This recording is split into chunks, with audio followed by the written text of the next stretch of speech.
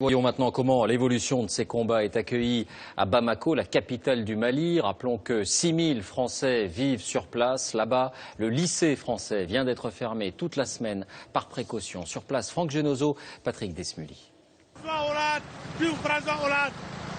Dans les rues de Bamako, c'est l'accessoire qu'il faut avoir. Le drapeau français s'achète désormais un peu partout le long des routes de la capitale et la rupture de stock est proche. Les islamistes nous ont fatigués vraiment, on est fatigués au Mali ici. François Hollande, merci mille fois. Il y en a plein même qui achètent. Parce qu'on est fiers de la France, franchement. Une vague de sympathie pour la France qui s'affiche également en grand dans la presse malienne avec des titres sans ambiguïté.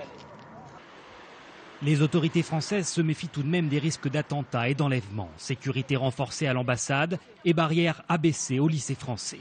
Ce matin, 3 membres du GIGN, l'unité d'élite de la gendarmerie, sont venus évaluer les faiblesses de l'établissement en matière de sécurité, même si pour l'heure, l'inquiétude n'est pas encore vive chez les parents d'élèves.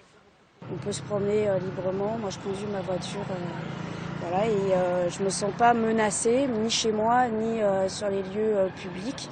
Mais on nous demande d'être vigilants, ce qui paraît être normal quand même. Sur les 6000 Français vivant à Bamako, une poignée seulement a choisi de quitter la ville.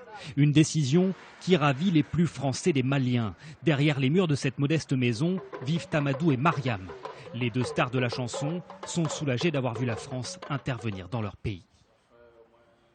La panique commençait à s'installer, donc je pense que ça a été très positif. Ça a été très bien, sinon tout le monde était inquiet. Maliens, Français. Les 2 artistes veulent en faire une chanson.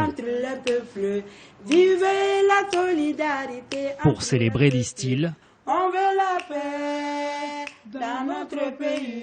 l'espoir retrouvé de millions de Maliens. Que Dieu nous aide, on veut la paix dans notre pays.